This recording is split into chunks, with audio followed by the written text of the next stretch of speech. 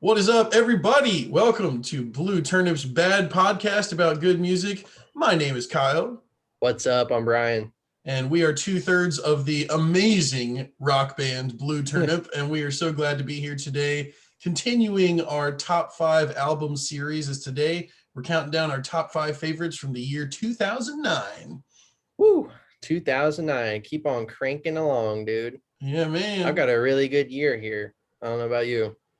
I've been surprised because I mentioned that 2007 was like a real off year for me, but then like 2008 and 9 have like popped right back up and been very strong. Got lots of honorable Sweet. mentions and tough decisions. So yeah, it was a good year. Yeah, I'm excited. Sweet. So if you're tuning in for the first time, what we usually do is we'll each Brian and I will count through our top 5 albums. A little later on in the episode, we'll go back and forth and give you lots of suspense leading up to number one. And before then, we always like to do a little bit of a segment. And if you listen back to past episodes, we've played some games, we've done some serious stuff about bonus tracks and what we hate and what we love. And today we are talking about loyalty to artists that have been around for a long time. And Hmm. like, how much grace do you have for an artist? How long do you keep up with them? Stuff like that. So we don't really have that much guidance with this today, other than it's an idea we came up with towards the end of our last episode. Um, so Brian, I know you said that you were going to talk a little bit about Coldplay and some of your thoughts Yeah. about this. Yeah. And like before I jump into it, we kind of mentioned briefly last week that I think I'm more loyal to bands than you are, probably. For sure. And I thought Coldplay was a really good example because I stuck it out with them through the good and through the bad. Just because I love them so much. So yeah, I'll talk about them a little bit. I've got like their discography up in front of me. Um, they had like their original sound with Parachutes and Rush of Blood to the Head, like the old school Coldplay fans. Those are their favorite albums. Then they got a little more experimental with X and Y and Viva La Vida. Still phenomenal albums. I had them all in my top fives through the last however many years we've done now. And then came a little album called Milo Xyleto, and it was like super poppy, and everybody's like, "What is happening?" So they evolved with the times. I'll say they wanted to keep a fan base, but they didn't want to they wanted to keep up with pop music basically because they didn't want to fizzle out, you know. So it was a huge change up for them, and it kind of got them like a new fan base. Coldplay fans are sometimes split in half. You got the pop fans and the old school fans, but I stuck it out through and through. I saw them on this tour, so this one has a special place in my heart for me. But like it featured Rihanna on it, and I was like, "Holy crap, this is crazy!" So then they started doing this thing where they would put out a super pop album and then follow it up very quickly with like an unpromoted album, almost more of their old school sound. So the Hmm. album Ghost Stories came right after that one. I was like, okay, they're back. And then A Head Full of Dreams came after that, and it's the worst thing they've ever done ever. Wow. it's like it's like pop. Like I never listened to it. It's like pop to the extreme. And then their last album, Everyday Life, was like it's in my top three favorite Coldplay albums of all time. So they're so like in and out Hmm. that like I have to stick with them, you know. And I respect what they do because like Chris Martin, A Head Full of Dreams, like he loves this hip hop pop stuff. Like that's what he wants to do as a creative artist. So like I can respect that. It's just not for me. Hmm. But they've still like they've got enough good stuff to keep me going. And they just came out with they're coming out with a brand new album this year, this fall actually. Now it's coming out in October. And their first single was Ultra Pop because like I said, they're kind of like in and out. I guess it's what they do for whatever reason. And then they came out with a song called Coloratura. It's a 10-minute like prog song that sounds like Pink Floyd. So, anyways, long story short, like they're a band that I've always loved and I've always stuck with them because I know the good's gonna come with the bad. There you go. Yeah, and a couple things like going on what you mentioned. So first of all, it's funny you mentioned the new single. I haven't heard it, but I actually read about it, the 10-minute single, because one of the publications I follow online, the Prog Report, they did a whole article on like, okay, everyone's saying this new Coldplay song is prog, and we're gonna decide whether it is or not. And they never. You didn't listen to it I yet? haven't listened to it yet, no, but I heard that it was Yeah. like a 10-minute, like kind of ethereal, like Pink Yeah. Floyd-ish, yeah. But they were pretty like they didn't really have a hard yes or no, but they were kind of like, if our needle is pointed in one direction or another, we would say no, it's not prog, but like we can understand people who think that it is. And but yeah, anyways, Yeah. but I need to listen to it. I need to hear it. I think you'll like it a lot. It's really Yeah. cool. Yeah. Nice. And I'm like, back to loyalty. I am so loyal to them that like A Head Full of Dreams, like I never listen to the album, but there's like 3 songs that I'll pick out and listen to. Mm. So there's always good stuff lying in this bad stuff. Sure. So Sure. yeah, Well, I think it's important to be loyal to bands that you love that much. Yeah, and I was going to ask you. So I know, like Milo Xyloto. That's one that, like, I know that you like that one pretty well, and you had a song from that was one of your like walk up songs in high school baseball. Yeah. And so, like, was that one that did you like it right away, or did it have to grow on you, or was it a little bit of both? Or I kind of liked it right away because this is the first Coldplay album that came out where like I bought it when it came out. I became a fan after Viva La Vida came out. So this is the first one I got when it was released. Sure. So there's a little extra excitement there. Nice. And I knew I was going to see him on this tour. So, and it's half good and half not good. Like, but yeah, it just holds a special place in my heart for those reasons. Oh yeah. Yeah. For sure. So then the Head Full of Dreams album, I know that I don't know anything on that one. I know Milo Xyloto okay. But is that one, did you buy it? Did you buy that one when it came out? Or yeah, dude, I pre-order all of them. Gotcha. Yeah. And I knew I didn't like the singles. Like I have to have them. I got the collection. Sure. I can't just skip one album. So this one featured ahead. Beyonce. So yeah. And I think that's probably the main difference between yours and mine loyalty is it's like a great example of this is the band Switchfoot. They actually have a really similar timeline to Coldplay. They popped up in the late 90s, and they've been around ever since.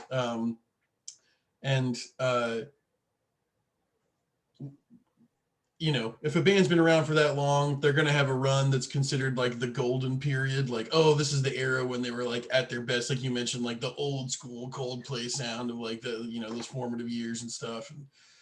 And Switchfoot, actually kind of similar to what you said to Coldplay, for me has sort of been on an every other album thing for like the past like 10, 12 years or so. Yeah. Where it's like, I like every other one, but the ones that I really don't like, I won't buy them. And I'm like they have an album called Fading West that like I just did not like the way that it was produced, didn't like the way that it sound. And I've heard them play a few of the songs live, and they're a lot better live than they were on the studio recording. But I'm like, I didn't buy it. I never bought that one just because like didn't like it. Never bought Oh Gravity. Never bought Native Tongue, their most recent one. But all the ones in between those that I love, that I liked the music and got them, I bought them and soaked them right up and loved seeing them live. And so it's not that like I turn on the band, like I'm not disloyal in one sense, but also like I don't want to pay for a product that I don't like. Sure. If that makes sense. Yeah. So like that, I think that's probably the main difference between you and me is like you're like in there, like you're like the true fan. And I'm like on a case by case. There are certain artists that like I'll buy whatever they put out. Like I'm like, yeah, I'll take it. Like Neil Morrison, I've talked about several times. Yeah. He's similar timeline. He's been around since like 96, and like everything that he puts out, I'm gonna buy. I'm gonna get it. Yeah. This brings up an interesting point about like the modern age of music. Like we have the ability to listen to the full album before you choose whether or not you want to buy it. See, and like I said, I will pre-order stuff before I hear it. So it sounds like you listen to the album and then decide if you want to buy it. I think I've only ever pre-ordered one album in my entire life. Wow. Yeah. because of that, because I'm like, if it's bad, I don't want to spend money on it. Yeah. No, that's interesting though. But Because yeah, like back in the day, you couldn't do that. You just had to buy it and hope for the best, yeah, that's which is very kind of what true. I do. So sometimes it works out, sometimes it doesn't. Sure. Part of one of the reasons I don't pre-order as much anymore too is a lot of the artists that I like, their physical stuff has gotten really expensive. I don't really know why. Like a couple of the bands that I like, the past couple of releases they've done is the CDs have been like over $20, and I'm like, man, I can't spend $23 Yeah, it's on like a crazy. 9-song album. Like that's crazy. Yeah. Um, and a lot of bands too do like the super ultra special edition packs where it's like you get the vinyl and the blah blah blah and the book and it Hmm. costs 140 and I'm like, no, Yeah. like I Because don't then if need it's bad, you're really yeah. screwed. You're like, I have 4 copies of this crap. Get like the tape, like the cassette tape. Uh, well, here's an interesting question. This is a question that I saw a couple days ago on Twitter, and I've been thinking about it a lot, and it's related to the loyalty thing. It was talking about when a group or an artist that you like is coming out with a new album, like how much do you want it to be the same versus like how much do you want it to be different than what's around? Like you're talking Hmm. about Coldplay, like they're on a very like steep, like some of it's super poppy and some of it's Yeah. like super kind of alternative rock and like so like do you have any thoughts about that of like when a band comes out with something new, like what are you hoping that it sounds like or yeah. Yeah, that's a good point. And like you said, with Coldplay, it's easy to know because they're literally like promote the crap out of their pop albums, like let's please the masses, and then the other one will just come out like unannounced, Hmm. and that's when you know it's going to be good. So, that's a really good question. So I love bands that evolve. I've always like you have to. I Hmm. get sick of bands that come out with the same thing over and over and over. So I can respect the involvement to a certain degree. Sometimes it's kind of like this band sold out. Hmm. Um, there's actually a couple bands on my list for 2009. I'll talk about this when I get to them. One band, I'm glad they kept their sound their entire career just because like that's their sound. And one band, I'm glad they change it all the time because it works Hmm. really well for them. What was your question again? Like no, just like talking about like same or change, like if a band comes out with a new album or an artist comes out with a new music, do Yeah, you hope that it sounds like older stuff or do you hope that it sounds like something new? I hope it's a mix. Hmm. I hope you can hear some of their roots, but I hope it's different enough to where it's its own thing, Hmm. and it stands alone. So yeah, that's my Nice. answer. I like that. I like that. And I was thinking about like because it's something that I'd never really thought about before and was thinking about artists that I like that have been around for a long time and like I'll use Neil Morse as an example. Like he went through this well we kind of got through it so like he had this like amazing like sort of golden period from like 2004 to 2007 where like he had 3 albums in a row that were like all just amazing and 2 of them were very similar in sound and one of them was pretty different, a little bit heavier. um and then he had a couple albums where like he was pretty much doing the same thing and they're really good and they're on my countdowns and like they're these amazing albums. And then he joined this group Flying Colors and they had a lot more of like a pop rock twinge to their music and it was like this really fresh, like that first album was like so cool and it was like this brand not like brand new sound but very different direction, and a different vocalist and like stuff like that. And so I was thinking about like how much do I want to hear like the same album, or the same sound like in a row from an artist. And it's like, it sort of depends on how much I like it, I guess. Yeah. like, like one band that you and I talked about in the last episode was Seabird. And that first Seabird album is so good. Hmm. And the second Seabird album I have on my honorable mentions for this year, but it's just exactly the same as the first album, but not as good. Like Right. almost to the point where you can like line up this song is like that song, this song is like that's like you can really do that. But then for some other bands like Tally Hall, they came out with their first album and it was just amazing and it was super diverse and kind of all over the place, which worked really well. And then like 5-6 years went by between that and their second album. And their second album was really good, but it's way less diverse. It's super honed in. And for me, it's not a disappointment. I still like it a lot. Yeah, But it was like they had such a drastic sound change from first album to second album. And it was like, oh, I wish they had stuck with that for a little bit more. So it's kind of on a band to band basis sure. where it's like some bands, it's like, you kind of need to do something different. And some bands, it's like, oh, I can't believe you left that type of music so fast. But Yeah, it's weird. Yeah, it's all weird. yeah. And going back to Seabird, when a band's first album is like their best album and there's not really anywhere to grow from there, it kind of screws them. Mm, And that happens a lot. Like a lot of bands' first albums are like their best. And then after that, they kind of just fizzle. And like going back to Coldplay, since I have the albums up, like theirs was kind of the opposite. Parachutes was really good and had everybody interested, and then A Rush of Blood to the Head was like a way better version of Parachutes. mm, And then you get excited to see how it grows. sure. So yeah, a lot of interesting dynamics there. Yeah, for sure. And I think some of it, like Seabird, I happen to know a decent amount about their history. Like they played those songs in the first album for a pretty long time, like leading up to that release. Like they were Hmm. playing live and they had an EP and then they got signed and it was like all this stuff. And so they had a lot of time to like really hone those songs and get them exactly the way they wanted to. And then the second album came out fast. It was like Yeah, 1 year later, they just got off the tour, they wrote, recorded, and then it was like out. And I think that makes a difference. Sometimes that speed works really well for certain groups. Like some bands that I like, it was like, or like you've talked about the Eels before, where it's like, yeah, we sat down and like we had 2 weeks of studio time, and like that was all it took.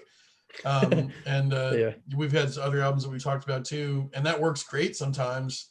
But it's so different for each artist, and everybody's creative process is different, and so it's cool to talk yeah. about stuff like this. I think it is, anyways. Oh yeah, for sure.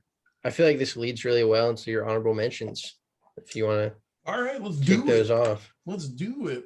Which one did I just we talk already about? know Seabird. Yeah, yeah. Seabird rocks into rivers, and I kind of bashed it, and I didn't mean to because it's there's some really really good songs on it. Yeah. It's on my honorable mentions. I considered it for my top five.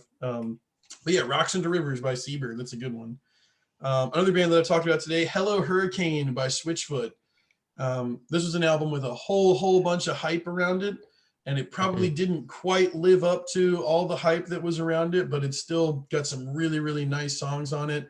Some ones that are just super super fun to see live, like the sound and all that good stuff. And The sound. the sound, yeah. Here's Inside one that jokes. here's one that I know you really like. The first Civil Twilight album, Civil Twilight. Hmm. You got anything you want to say Yeah. about that one? Yeah, I'm a really big Civil Twilight fan. Um, and well, before we do this, I'll tell a fun little story because their lead singer, Stephen David McKellar, did like a Civil Twilight split up and he kind of went solo. And I found his album on Spotify or his EP, and it had like the less than 1,000 plays on it. I was like, holy crap, this guy's nobody. So they're kind of like they had a huge song, but that was kind of it. But Mhm. anyways, I freaking messaged him on Facebook just like as like a friend. I was like, dude, I love your EP, and he messaged me back, and it like made my world. Nice. Yeah, it's pretty cool. So I That's think he's a nice awesome. guy. Yeah, he's like, "What's up, bro?" I was like, "Dude." That really does make your life like I had that happen where I bought a Bandcamp album from somebody and I like wrote a little note where I was like, oh man, this is so cool, and like wrote about why I loved it, and they wrote back like, thank you so much for the kind words, and like it was great, and I was like, oh, that's so awesome. Dude, oh yeah. Also, I actually saw their very last show at Civil Twilight. Whoa. Yeah, because they just like came back, just like play at a festival just one last time, and I was Mm, freaking there in the front row. So that was wow. pretty cool. That was the last time they Nice. ever played. Yeah, so I'm a big Civil Twilight fan, and their first album, kind of like I was talking about with Coldplay and Parachutes, had the potential there. Not quite what I wanted it to be, and I think the reason is it's over an hour long, Mm, and there's a lot of really like slow songs. It mm-hmm. kind of drags a little bit, but the first four songs, I guess, is very top heavy too, are some of my favorite Civil Twilight songs. So I would put it as an honorable mention for myself for sure, It's just a little too long. So I think that's a perfect assessment. I totally agree with everything that you said. And yeah. yeah, that big song that you mentioned, Letters to the Sky, Hmm. such a great song. You know, sometimes that big hit is like not your favorite, but that one's like, oh, that's such a It's good song. awesome. Yeah, with that huge drum break at the end. Yeah. I love Soldier too. Soldier is one of the Mm, coolest songs they have. And Next to Me is one of my favorites. nice. They're from South Africa. Fun Is that fact. right? Oh, Yeah. wow. Did not know that. Yeah. Cool. Nice pick. Oh, well, thanks, man. Yeah, man. This next one, it was this. Honestly, this one probably should be my number 5. It's a really, really, really good album, and it hurt to cut it. Already Free by the Derek Trucks Band. In my opinion, this is by far the best Derek Trucks Band album. He's such a good guitarist. Nobody plays slide guitar like him. Unbelievably quick, clean slide guitar playing. And he put together this awesome band that plays like a funky blues style. Just really great music. Already Free by Nice. Derek Trucks Band. Like I said, it should probably be in my top 5. I'm a jerk for cutting it. The next one is The Catamist by Grizzly Bear. This is a weird, Yes, dude. yeah, it's a weird little album. Yeah. And it's kind of one of those albums that's like shocking how popular it is. It's like there are songs in there that are in 7/8 time, and like time signature changes and like weird long ethereal sections with no vocals and like kind of wandery melodies. And then Yeah. like every now and then there's a song like 2 weeks or something that like is like, oh, that's like a really catchy little almost like pop rock ditty. Um, but I heard 2 weeks in, I was eating lunch at a restaurant at work one day, or on the lunch hour at work one day, and a song came on the speaker, and I like Shazammed it, you know, that phone app where you're like, what Oh is yes, this? dude. And I was like, that's so cool. And I went and bought the album like later that day. And Nice. so yeah, it's a good one. I love Grizzly Bear. They're one of those bands for me that I can listen to like a song here and there, but I struggle with a whole album. Yeah.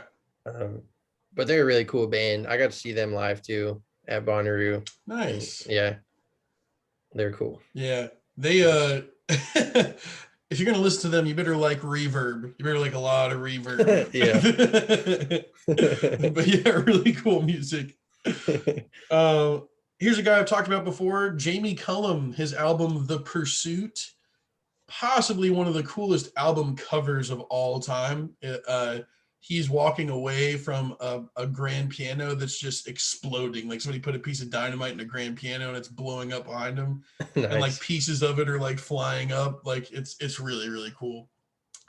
But I talked about him before. He was on my countdown in 2003. Really great jazz pianist with kind of like a real pop vein that he loves the poppy stuff. And there's one song in this album called All Over It Now. It's like it's an amazing song. He's just like such a good songwriter. And Wheels is another one on that album that's so good. But yeah. This next honorable mention, Life is Not a Snapshot by Josh Wilson. And I had rules for my top 5 as to what is an album, like where is the line between an album and an EP. And the number I decided on was it either had to be 8 songs or it either had to be 40 minutes long. And if it wasn't either 8 songs or 40 minutes long, I didn't count it as an album. I counted it as an EP. And this is a 7-song collection, Life is Not a Snapshot by Josh Wilson. And it's awesome. And it would for sure be on my top 5, probably at 2 or 3 if it had just one more song. But I feel like 7 songs, it's like No, I'm with you on it's like a that. 20 to 25 minute runtime. It's like it's probably just not quite long enough to be considered an album. But so good. Life is Not a Snapshot by Josh Wilson. If you're looking for some awesome Christian music, that's a really good one. Here's a good one, nice fun one, Incredibad by The Lonely Island. Yeah. Classic. You got any thoughts on that one, man? I know we both love Lonely Island. Well, kind of like your requirements, I didn't consider comedy albums for my top 5, but this this is like peak comedy, dude. It's classic. So funny. It's this is their first album, and it's got so many good ones on it, dude. Like it's got Lazy Sunday, which is kind of how we were first introduced to Lonely Island. It was the Yeah. SNL skit with Chris Parnell, one of my favorite Lonely Island songs. I'm looking at the track list, dude. Every single song is funny, even the ones that I didn't think were funny the first time, like Space Olympics. I think that's so freaking funny now. And Dream Girl is one of my favorite Oh, songs. that's so funny, That's man. fun, where they're just like talking about how ugly the chick is, and then it just turns into a song about Chex Mix because the song's sponsored by Chex Mix. Oh, I'm on a boat, classic. Oh yeah. Who said we're whack? The opener. I mean, Sax Man, of course. I'm a Oh, that's huge Jack Black amazing. fan, and that one's great. Great combo, Lonely Island and Jack Black. Speaking of Jack Black, huge shout out to the cover that Tenacious D did of the Beatles Abbey Road stuff. That was amazing. If you haven't heard that, go awesome. check it out. Dude, I'm so late to the Tenacious D game, but they just put the Pick of Destiny on Netflix, and I loved it. Really? I've just been like looking up all their stuff recently, but that Beatles thing was awesome. I haven't watched Pick of Destiny since high school. I need to give it another try. I barely remember it. It was funny when you were talking about it the last time we were talking. The one scene that I remember thinking was really funny was when Kyle Gass performs like solo and Jack Black's not there and he's just singing the background parts and it's like really bad. Yeah, that's awesome. Dude, but that's another good point about Lonely Island. Their guest artists are like people that I wouldn't listen to, but they're always so funny. Yeah. In these songs, like T-Pain and I'm on a boat. Like you could just tell he was so happy. T-Pain's a delight, man. He's great. Yeah. Oh, dude, and Boombox. My gosh. Smokes. Song's too funny, Speaking man. of the Strokes, it's all connected. Yeah. Yeah, nice. The boiled goose. They have so many great running gags right there. I'm like the gunshot sound effect and the boiled goose thing in that song. And yeah, it's so funny. Good stuff. All right, let's see what's next. There's two albums that are next that I'm not going to talk about because they're both on your top 5, but just know that they're coming. Here's another one that I know you really like, and this is my last one. Wolfgang Amadeus Phoenix by Phoenix. Yes. This is one of those albums where I like probably like half of it a lot. The one they did after this is my favorite. It might have cracked my top 5 at some point, so I won't talk about it yet. But they're an interesting band because they're French. Like the lead singer speaks like French, and they do their songs in English, I guess, to get more listeners. Some of their lyrics are kind of funny sometimes. But he uses this weird like vocal machine that makes his vocals sound kind of funky, but they've got a super interesting sound. It's like synth pop, I guess. Yeah. I don't know. But yeah, they have some good like soundscapes, I guess you could call them. But the first 2 songs are my favorite, Listomania and 1901. Good stuff. Yeah, Listomania was like one of those pop songs that I never got tired of. Like every time it came on, I was always happy to hear it. And yeah, it's awesome. I think you nailed it. I think it was an awesome description. I'm not even going to add anything to it. It's perfect. Good. Sweet. Well, who wants to go first? We didn't decide for our countdown. I don't know, man. Why don't you go? I just did all my honorable mentions. All right. Yeah. That's fair. All right. My number 5 from 2009 is the final album from Jet, Shaka Rock. And I wish it wasn't their final album because they were freaking the best. And going back to what we were talking about earlier, I'm so happy that Jet never changed their sound because they did 3 albums. They all were just like pure rock and roll, and it never got old, man. I love every single album. I always think of AC/DC when I think of Jet, just like riffs, rock, having a good time, party. Sure. This is their least known album because their first 2 were so insanely popular. But it's the same, dude. Like it's just rock and roll. KIA is the opening track, one of my favorite Jet songs. Just like slaps you right in the face, right at the beginning. Like, let's go, baby. 17. I want to talk about that song. That's one of my favorite Jet songs too. It's like a pop song for them. because that one was a big hit for them. And I subconsciously was inspired by this when I wrote A Lack of Sleep, I'd say. Track number 2 on our EP, Songs from the Root Cellar. Very similar piano pop. Nice. So, yeah. Love it. Yeah, dude. But great album. Jet rules every time. That's sweet, man. So I'm interested to hear. So I listened to this one and I hadn't heard it before, but I listened to it like in research for the countdown. Mhm. And it like didn't quite do it for me because I felt like it was a little bit different in like mix and sound from the first two. But I was interested to hear you say that like you felt like it was like running right with that same flow. Like Yeah.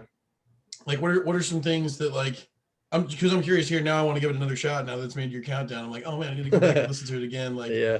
like what are some things, like you mentioned a couple songs, but like is anything in particular that stands out to you of like oh yeah, they did this just like they did in the first two, or like I really like the blah blah blah, or yeah. I don't know. I just always thought they had that sound. I think this one is a little cleaner. Maybe not as like raw as that first two. Maybe that's what you're talking about. Could be. It's more like cleaner production, I guess. But I think the songs still carry that strong rock vibe for sure. Like Black Hearts on Fire. I mean, that could be on one of the first two albums. And then you've got like your popular ones like I was talking about, like Goodbye Hollywood's a really good one, good pop song. And then you've got the ones where they just like sound like they're totally wasted, which you hear a lot in the first two albums, like Beat on Repeat. The dude's just like going, oh, the beat's on repeat. We got the beat on repeat. So yeah, dude, it's just a good time. Nice. Yeah, I'll definitely have to give it another listen. I didn't give it a fair shake, a fair shaka the first time I listened to it. Sweet. All right. Well, I'll hit with my number 5. So I broke your rule. My number 5 is a comedy album.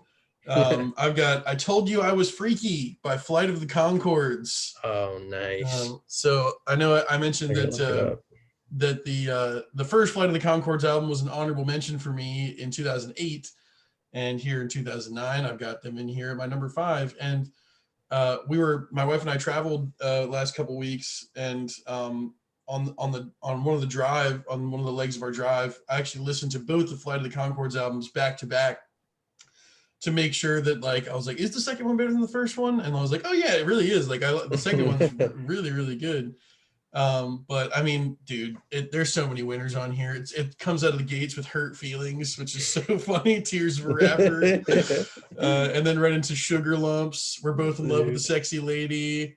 Rambling Through the Avenues of Time is one of the funniest songs that they've ever written, where he's like talking about that dream encounter. Brett's talking about the dream encounter he's had with the girl. And Jermaine's just in the background, like questioning everything that he's saying. Too Many Dicks on the Dance Floor. So funny. And then Friends, track 11, that has Jim Gaffigan and Reese Darby on there, is probably my favorite Flight of the Conchords song. That Friends Laugh Together. I love that one. I think that's so funny. But yeah, the last 3 songs are like Friends, Carol Brown, and Angels. Those are so funny back to back to back, and all really different. But yeah, I love Flight of the Conchords, and this one just cracks me up. I think this is such a great album. Dude, Flight of the Conchords is like so good, and they're kind of like a cult followed band, and like they have super dry sense of humor, I guess you would call it. And if it clicks with you, like it clicks with us, it's like hysterical. Yeah. Like you just have to have that right sense of humor, and they freaking nail it. And dude, Sugar Lumps, that's one of my favorite songs. I see a girl staring at her trunks. Yeah. Girls looking at the front of our trunks. And the music videos are really funny too. Oh man. When you get the visuals, it just makes it so like you can see them in your head when you listen to the songs. Yeah. I just see Jermaine doing that thrust humping dance on Sugar Lumps. It's especially funny because in the show they play those like fictional versions of themselves, and they're such boring guys. They're like so dull, and like then when it switches over to the music video and they're so like upbeat and excited, Yeah. it's like it's extra funny. And That's a really good point. That's awesome. Yeah, Nice. Flight of the Conchords, thumbs up. Way to go, guys. Very Thanks, good. thanks for the laughs. Sweetness. All right, number 4 town. This is a little band called One Eskimo. People may not have heard of, and it's their self-titled album. And we discovered this band on the radio, I believe, on a station WSGE that we listened to back in the day. I still listen to it today. So radio is still good. If you find the right stations, you can discover a lot of stuff. And oh, what a discovery it was. I love One Eskimo. Like if you want to just like sit down and chillax without doing drugs, One Eskimo is the band for you. They're so chill that it like takes it to a new level. You feel like you're dreaming when you listen to them. It's basically acoustic guitar, cajon, which is the first time I ever heard cajon too. Just like blew my mind. Bass and like some horns every now and then. Super stripped, really cool sound, super mellow, kind of spacey at times. Not I wouldn't say psychedelic, but it's definitely got a good like atmospheric sound to it. And talk about a cohesive album, dude. This thing flows top to bottom. And it's like one song away. Like the song Slip doesn't work for me. It's the only song I don't like. But like every other song, top notch. And I know you like this one too. This is on my honorable mention. This is one of the ones that I did not mention because I knew you were going to talk about it. I think, I know it's like the third or fourth time I said this today, but your description was perfect. You nailed it on the head. And it took me a while to like this one because I went through such a thing in high school when like Coldplay was so popular, and I was just like, I hate Coldplay. And like there are definitely Coldplay vibes to One Eskimo, for sure. You wouldn't mistake them for each other. No. But there's definitely influence going on there. And like when I heard it, I was just like, nope, that's like sounds like Coldplay. I'm not going to do it. And then some time went by and I went back and listened to it again. And it's like, whoa, that the very first song, Home Time. Yes. It's probably one of my, like, I don't know how many favorite songs that I have, but it would be a real contender for like my top 100, 200 favorite songs ever list. Just like such a cool song. The chorus, that vocal effect coming in. And holy cow. His vocals are so clean too. My gosh. Yeah. Dude, and their lyrics paint such like vivid pictures. Yeah. Like the opening lines to that song, picture me in a boat on a sea, 5-finger leaves keep covering me. It's like they always paint really good pictures. Yeah. And like the lyrics to Chocolate, that's one of my favorite songs. That one's really cool. You're like chocolate in the sun, melting into everyone. Yeah. Like, yeah, Astronaut 2, awesome one. Yeah. What's the one where they have the Patsy Cline chorus in there? Condi or Candy yes. I love that one. It's awesome. That inclusion of that little like Patsy Cline. He called me baby all night long. Baby. Yeah. So cool. That's one they used to play on the radio. Yeah. That's and a great song. Simple Day, great song, just acoustic guitar. Really good lyrics on that one too. All balloons. And I don't know, like that one. Yeah, that's cool. With like the helium effect. Yeah. I don't know what they do to their cajon, but they make it sound so sick. I don't know. They put some kind of crazy effect on it, but really cool band that nobody knows about. Check it out. That's a great pick, man. Solid pick. Let's see. My number 4 is The Long Fall Back to Earth by Jars of Clay. Nice. Jars of Clay is a band that you can expect them to significantly change their sound with every album, pretty much. And this one is no exception. They went in a very different direction from their previous album. And they went like kind of 80s. If you like read interviews or talk about from the guys in the band, they all like have a real soft spot for 80s music. And that's definitely a big vibe on this record, which usually I don't like, but like because I like Jars of Clay's songwriting so much, I think it's really cool on this one. And this is kind of a semi-concept album about like human relationships. There's a lot of songs about romantic relationships, but there's some songs about like a parent to a child relationship, like friend to friend, human to God, which I know is not a human relationship, but yeah, that was kind of the thought behind their songwriting is like they write little pictures of different relationships, whether it was romantic or friends or parents or otherwise. So that's cool. Like you get lots of different pictures and stuff on here. Some really good songs. Weapons, Two Hands. Those are two ones towards the beginning that are awesome. My favorite song on the album is Hero. That's track 10.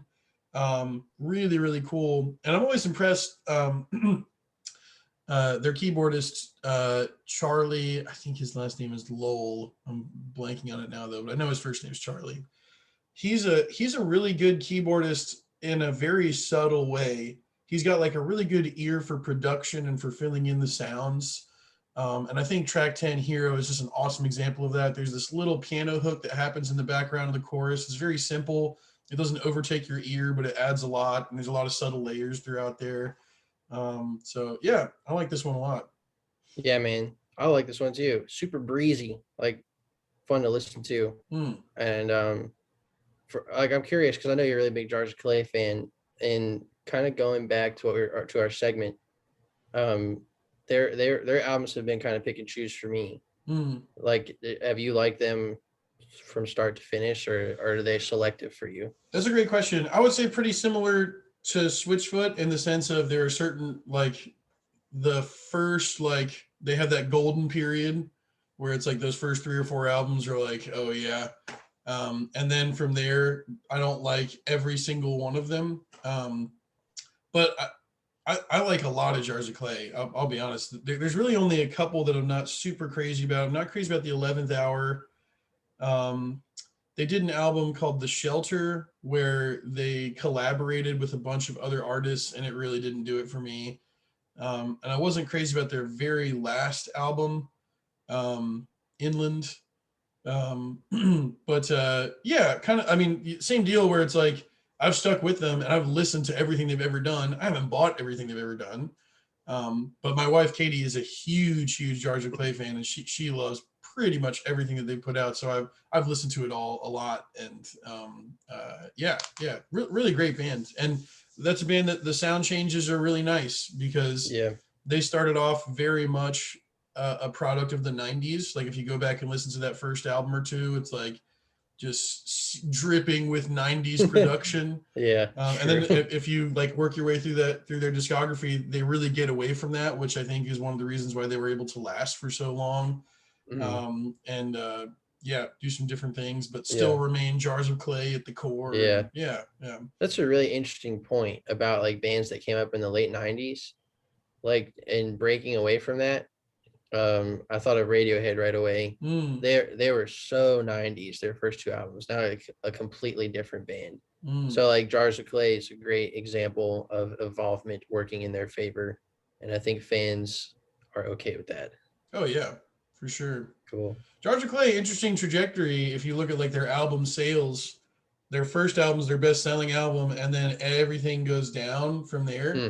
But it was just like a popularity thing. It doesn't have anything to do with the Yeah, quality. It was just like they sort of got less popular over time. yeah, But that they happens. lasted for 20 years. I mean, they're not Yeah, doing as much stuff anymore. They do some like Christmas shows, and they did a couple pandemic recordings. right. But yeah, great band, great band. Sweet. All right. Number 3 it is. Let's see how many times I can talk about eels without getting people bored. Hombre Lobo. Yeah, Hombre Lobo by Eels. I thought I said it wrong for a second. This is the first album of 3 concept albums that came out in like a year or a year and a half. And this was after a pretty long hiatus. So we're laying on these songs for a while.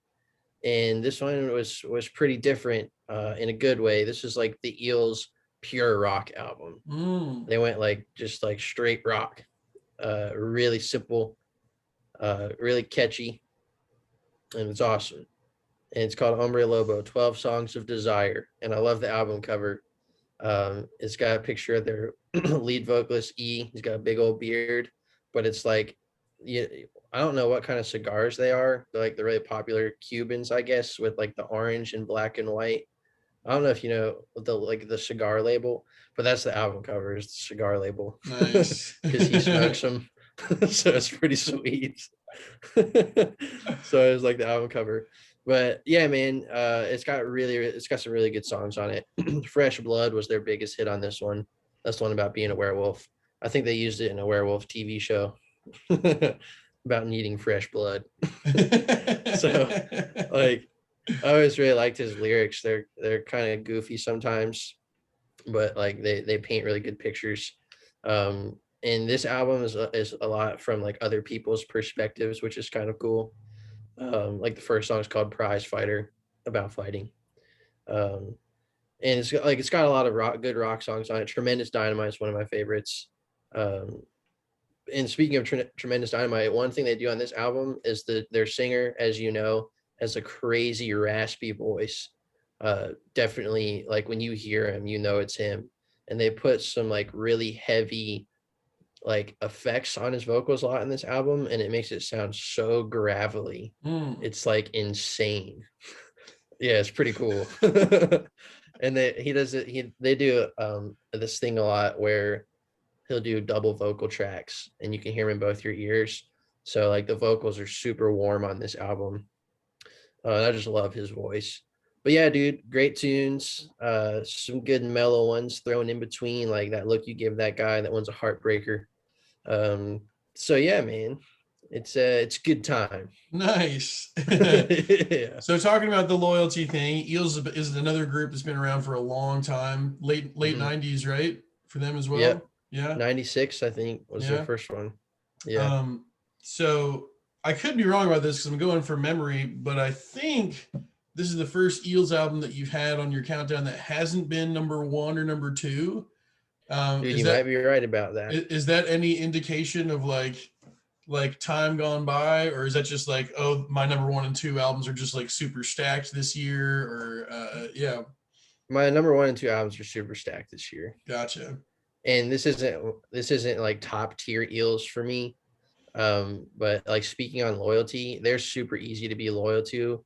Kind of like I was talking about, finding that balance between keeping your sound and evolving. They definitely did that. Like this album's way more rock and roll than their other ones, but it's got that sense of their old school feel to it. So yeah, it just happens that my number 2 and number 1 are like 2 of my favorites. Gotcha. Nice. So yeah. His voice is, like you said, so distinctive too, that I feel like that does a lot to add to like, oh, this still sounds like Eels because he's still singing. Yeah. The more he keeps smoking, the cooler it gets. And I told you before we hopped on here, he's pushing 60 years old now, I bet. But they're going on tour and coming to North Carolina next May, and I am freaking stoked. Nice. Because they're my all-time favorite band. Last time I had to go all the way to Washington, D.C. was the closest they came. So I'm really excited they're coming to North Carolina. Cat's Cradle in Carborough. I don't know if you know that one. I've heard of it, but I haven't. I think my wife saw Jukebox the Ghost there a couple years ago. I'll have to ask her. But yeah. I've been there. The next band I'm talking about, I saw there. Super small venue. So like it's gonna be a real intimate show. Pretty pumped. Yep. Party all right, man. Well, my number 3 is one of my favorite bands, another band that popped up in the late 90s. A lot of our stuff today is like groups that are still around from the late 90s. Yeah. Trans-Siberian Orchestra, Night Castle.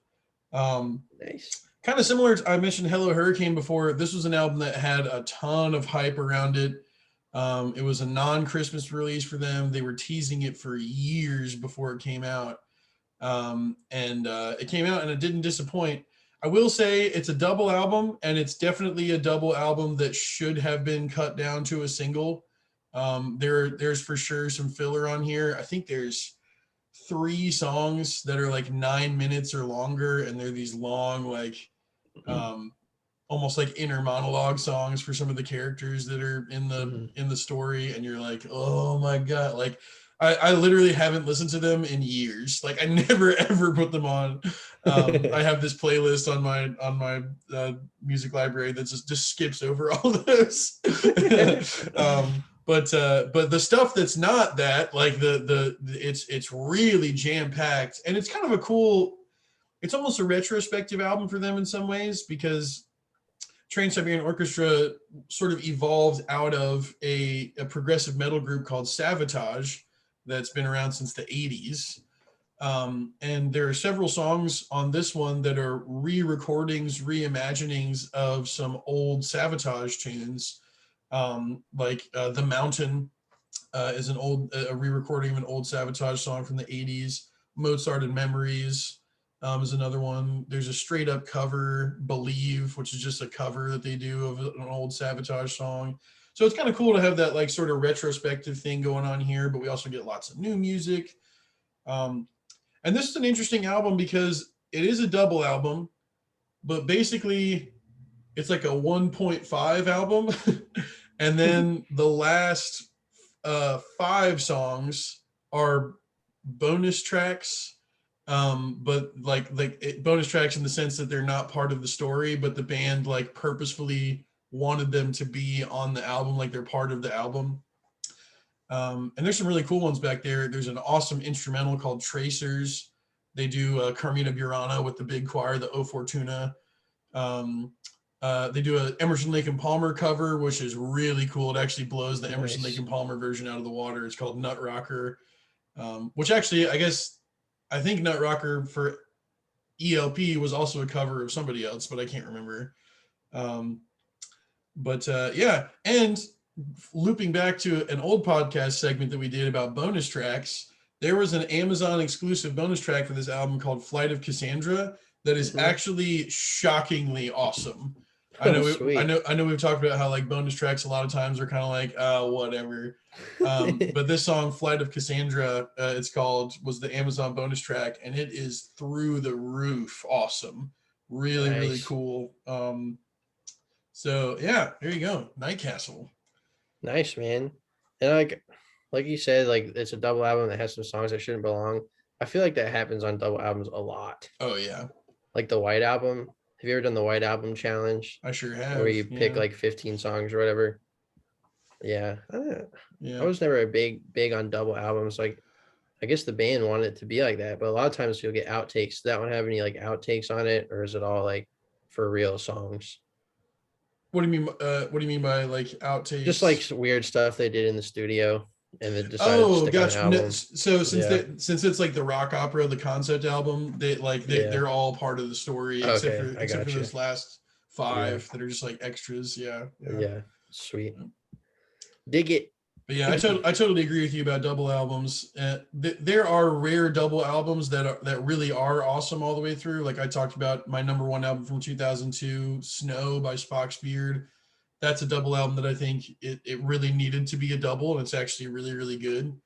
But off the top of my head, that's actually the only one I can think of that I wouldn't that I think wouldn't have worked better as a single or cut down. And but yeah, for sure. Yeah, it's tough, man, to keep you engaged that long. I always liked Physical Graffiti, the Led Zeppelin double album.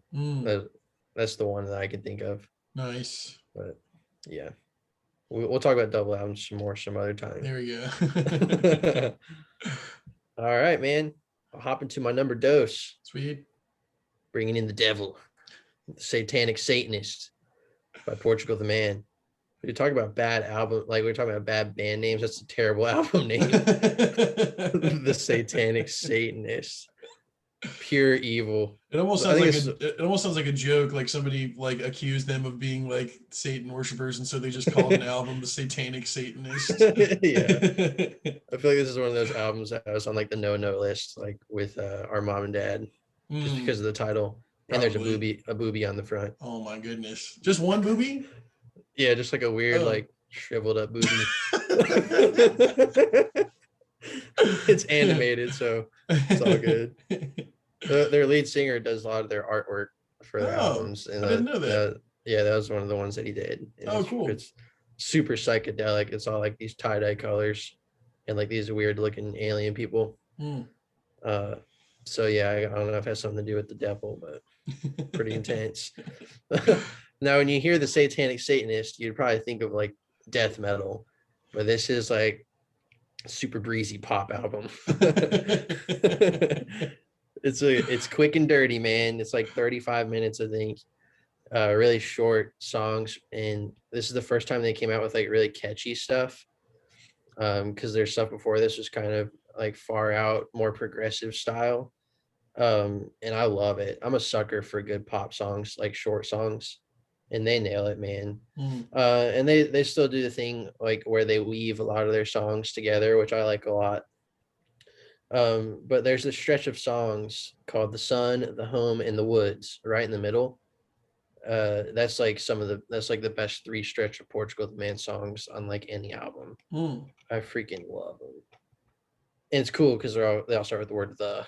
So like I'm sure that was intentional. The sun, the home, the woods. But yeah, man, I think it's their most cohesive album, I would say. Um, and just like one Eskimo, it's like if there's just one song they got rid of, just like toying with perfection here. Mm. But yeah, man, I love it. They're just a great band. All like we've been talking about through this whole episode, evolving their sound constantly. Not one album's the same from one to the next. And yeah, they went with a more straightforward approach on this one for sure. Nice. So here you've got back-to-back Eels and Portugal the Man.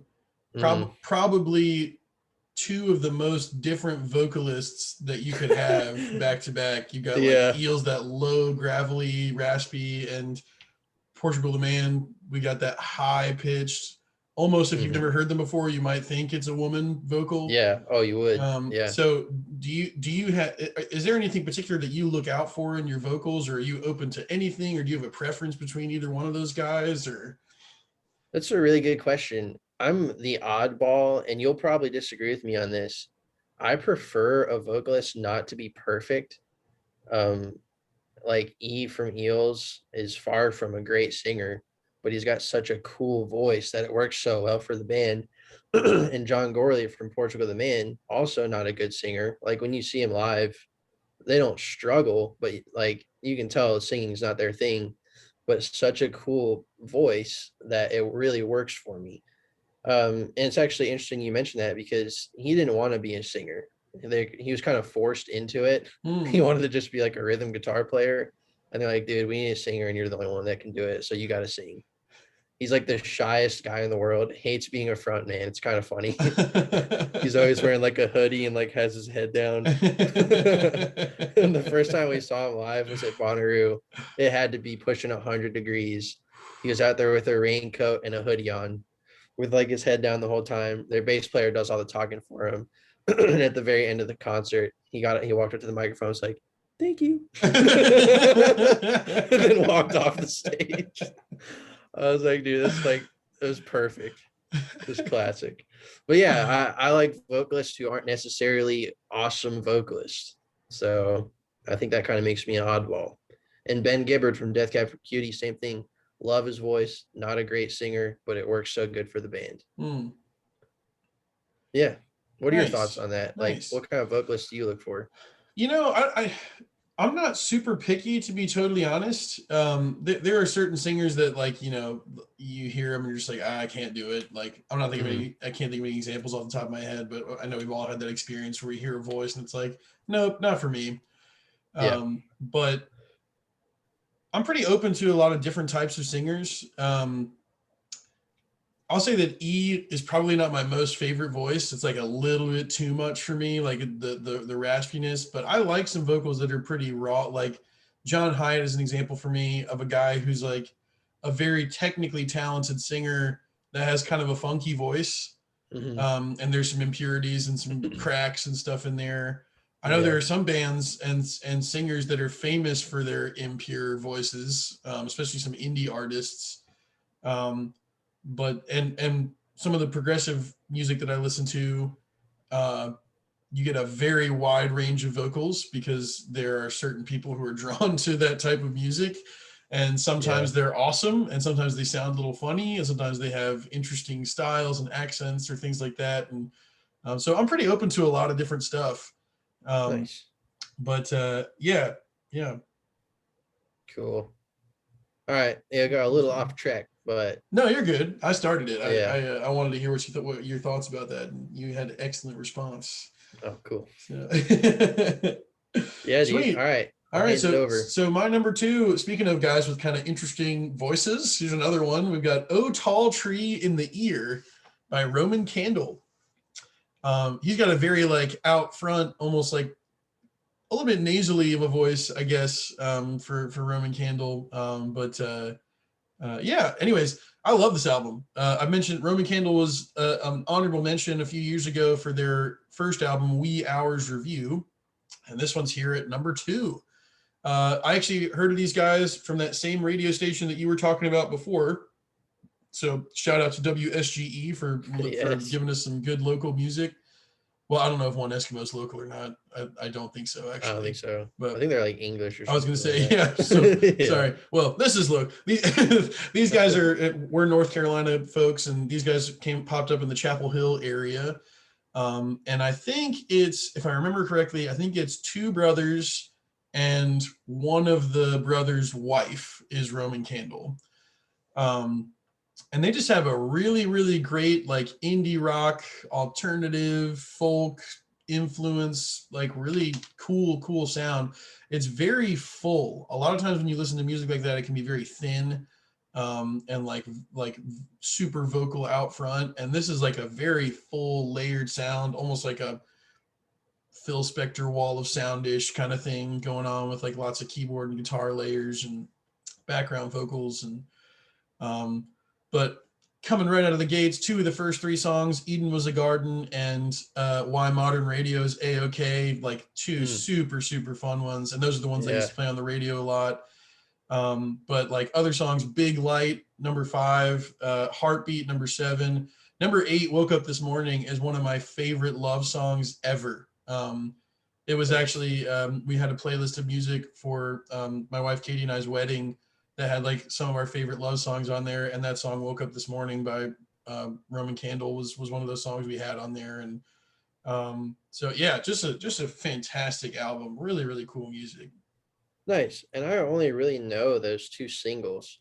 For whatever reason, I never listened to, and I love them. I'm gonna have to dig deeper into this one. Like, does the whole album kind of have that feel, that like kind of like happy, folky pop stuff? That's a good question. A lot of them do. They're like, some of them are like Big Light is more of like a country waltz, I guess.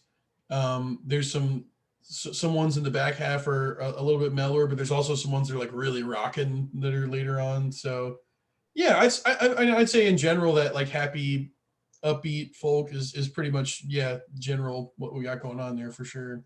Nice. Yeah, Good stuff. Yeah, I'm gonna have to listen to that one through. yeah, dude. I Well, just listen to the radio singles, man. hit us with your number one, my man. Number one, The Resistance by Muse. Oh, what an album it is.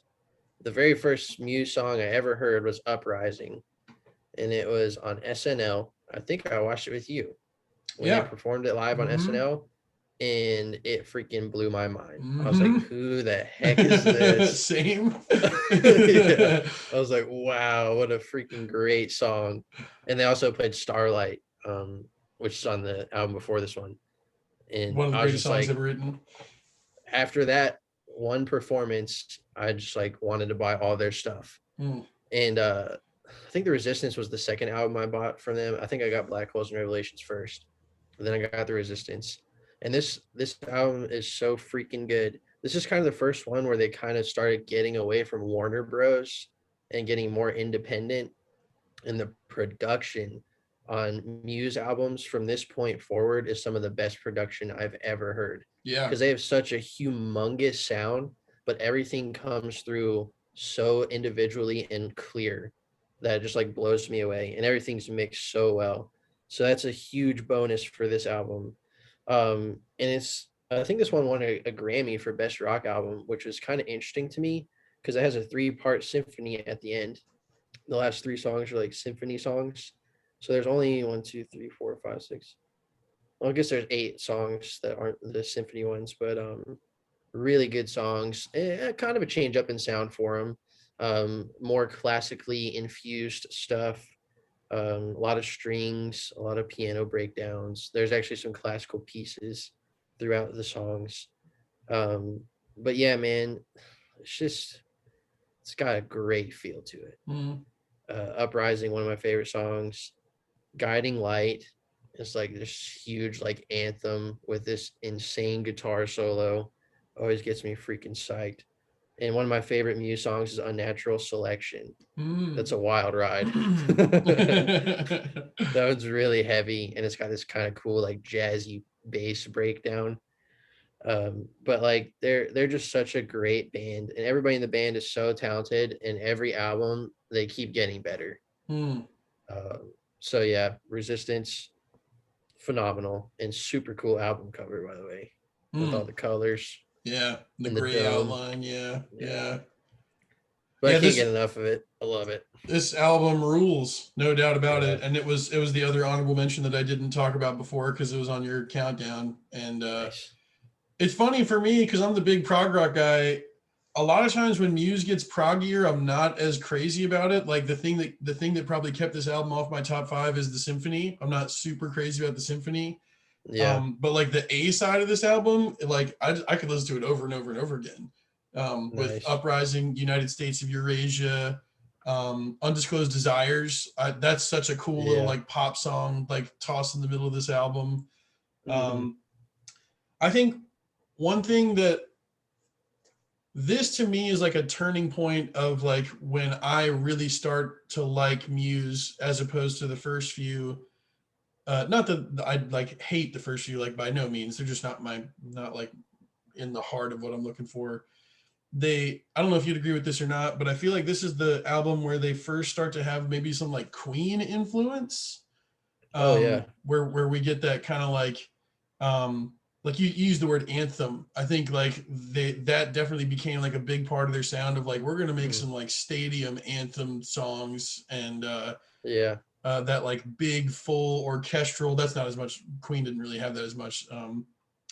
But I know this is, in my opinion, because I know Matthew Bellamy does a lot of his own production and a lot of his own arrangements. This album is probably the best job he did at that, I think, as far as like the strings and the additions that he made. I think this is like, he's at the top of his game there for sure. He's so talented. Like you said, he writes out all the string parts. He writes out all the vocal parts. It's really great. They definitely deserved the Grammy. Like a lot went into this. And you said it was the turning point for you. I think it's the turning point for the band in the aspect that they were like less about just wanting to rock and more about creating more impactful, like meaningful songs that they really, really work hard on. So yeah, there's a huge difference in sound from this point forward and back. And I love the old Muse and I love the new Muse. So it's really fun for me to have that separation. Nice. So, because you're more loyal than me, man. That's right.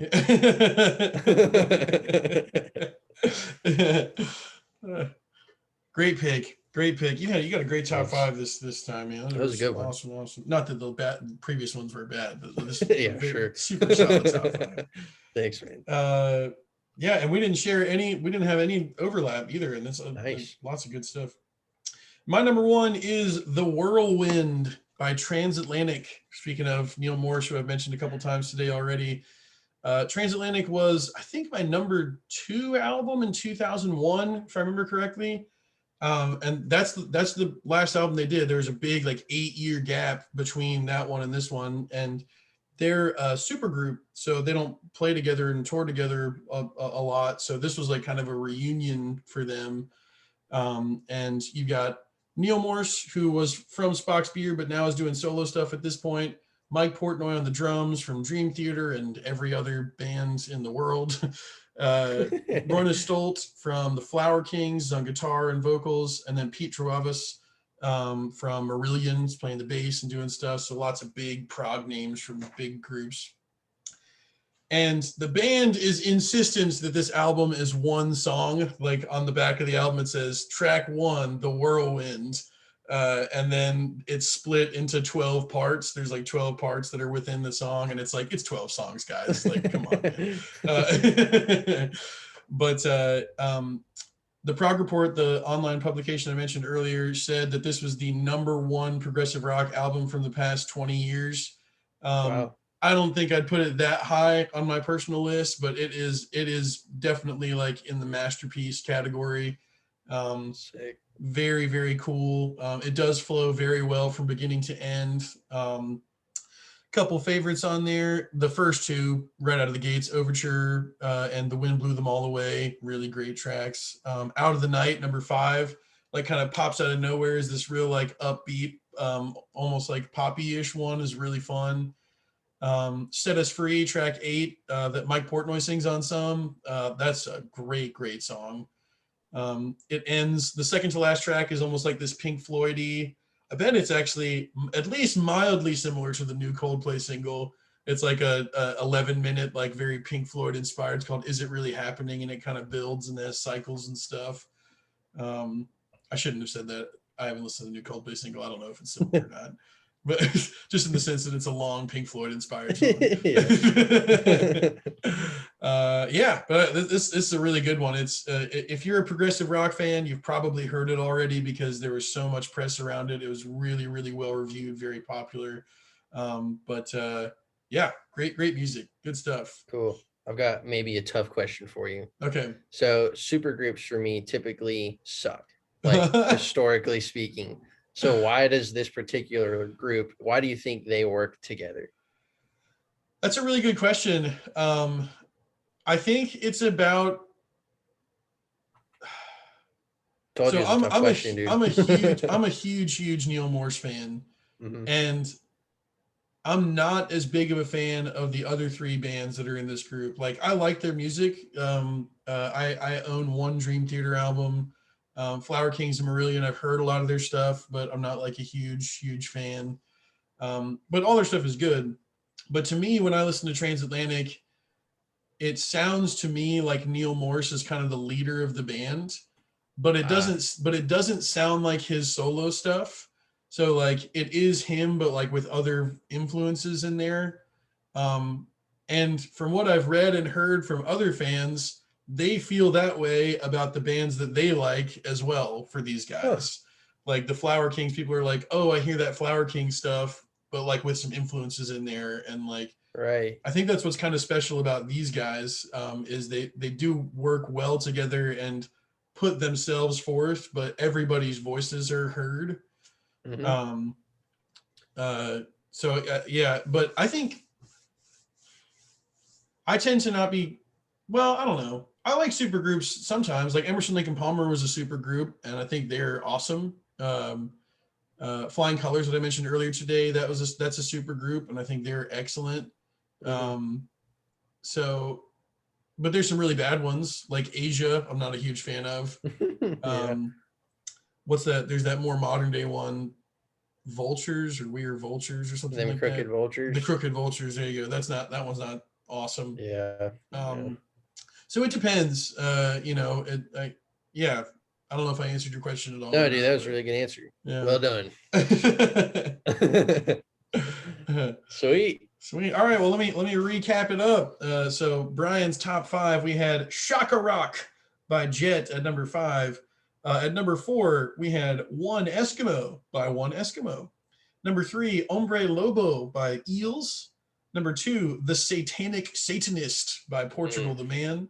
And #1, The Resistance by Muse. And then for my top 5, #5, we had I Told You I Was Freaky by Flight of the Conchords.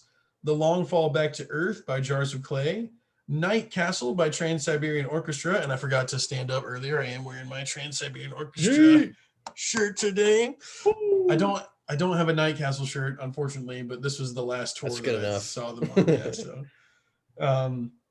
Number 2, O Tall Tree in the Ear by Roman Candle. And number 1, The Whirlwind by Transatlantic.